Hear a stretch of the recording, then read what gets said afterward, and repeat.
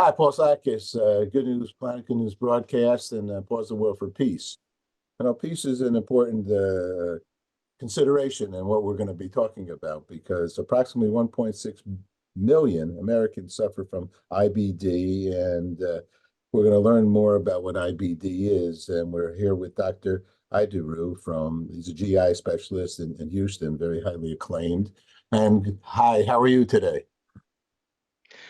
Good morning, Paul. Thanks for having me. Very good, thank you.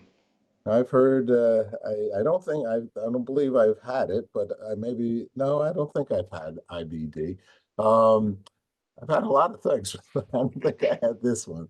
What is IBD? IBD is a chronic inflammatory condition of the GI tract.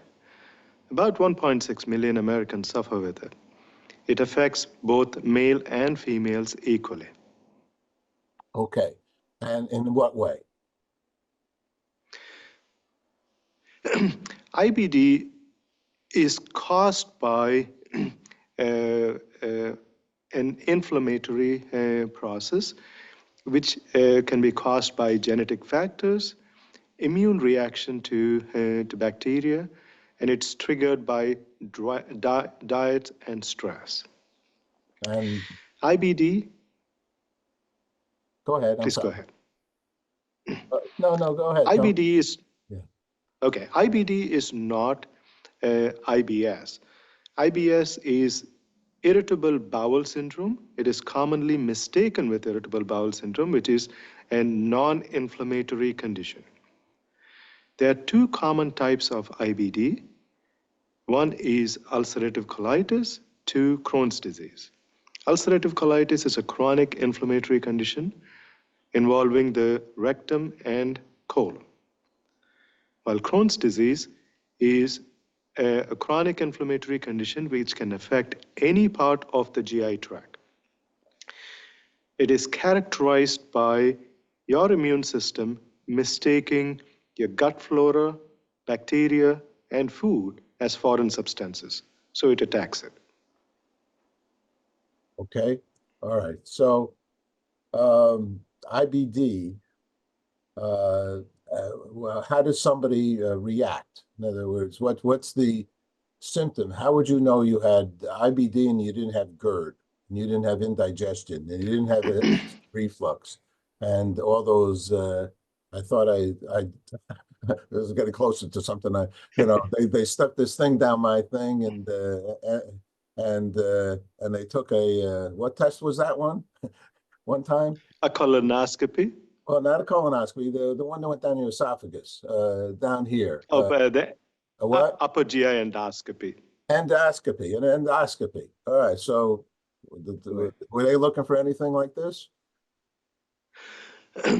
So in the wrong area of the intestine, an endoscopy is similar to a colonoscopy done from the mouth.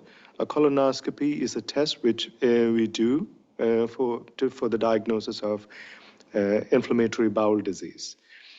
The most common symptoms are abdominal pain, diarrhea, blood in the stool, and this happens over a period of time usually, and commonly it's the chronicity that gets people to the doctor for this diagnosis.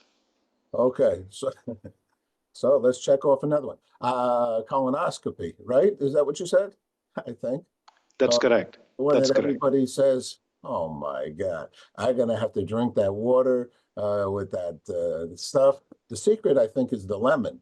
If you take a lemon between each one of those sips of that 400 gallons of liquid that you drink, that's what someone said to me. So colonoscopies are very serious right now, and it seems like even younger ages. I think that what is the situation? I mean, they used to tell you 50 every 5 years. What's this scenario?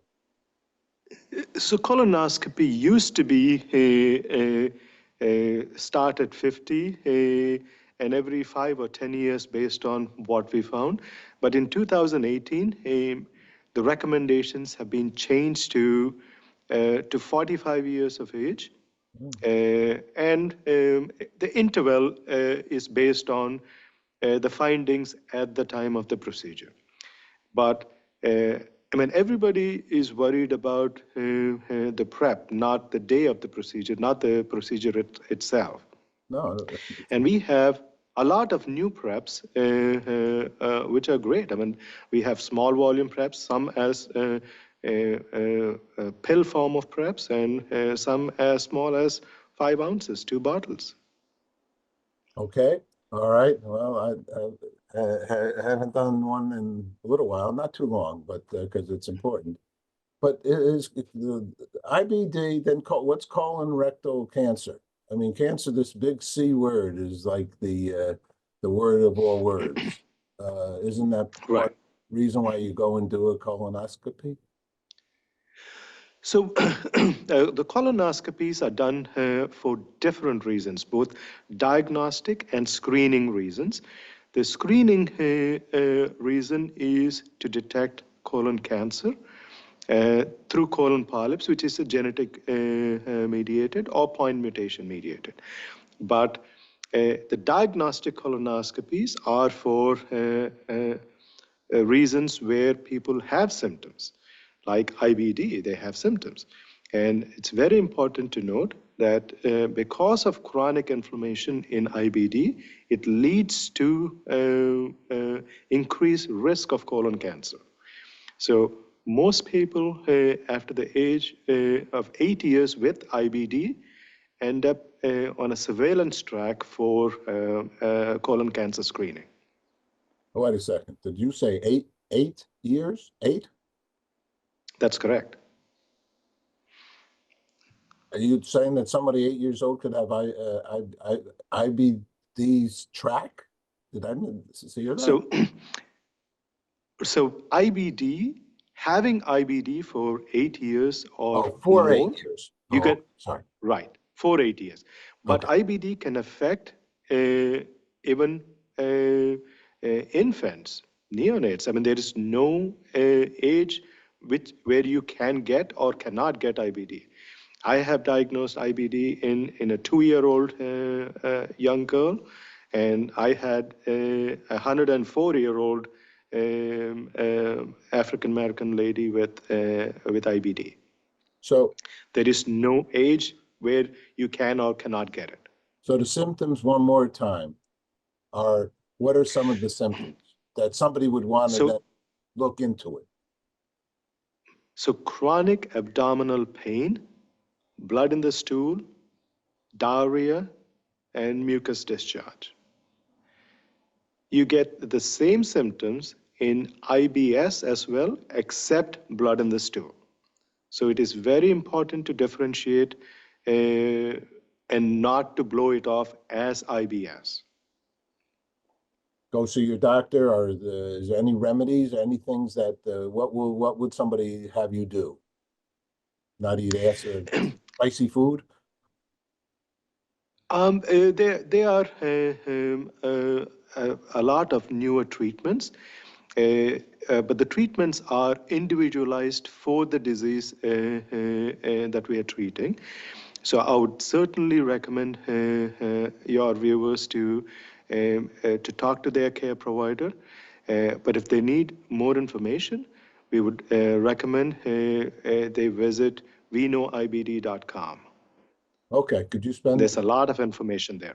All right, great, and thank you very much. This is what we need, education. How do you spell that website? weknowibd.com, weknowibd.com. Okay, doctor. Thank you very much. Texas and Houston have a great reputation for medical discoveries and medical treatment, and I appreciate the important work that you're doing. Thank you. Anything else you want to say? Are you all set? Thank you very much, Doug. It is very important for people to participate in clinical research, because that gives us a lot of understanding as how IBD affects a diverse group of population, And it's also very important for these communities to have a voice in research. So we are trying to create awareness for IBD disease itself and research, because that is what propels newer treatments and our in-depth understanding of the disease process in itself. No doubt about it. The people that go into trials are heroes. The doctors are heroes. The trials are heroes. The pharmaceutical companies that pay for a lot of these trials, these are a lot of heroes in our lives, and we're very lucky. I agree. Thank you so much. Thank you very much, Doug. Take care. Bye-bye. Bye-bye.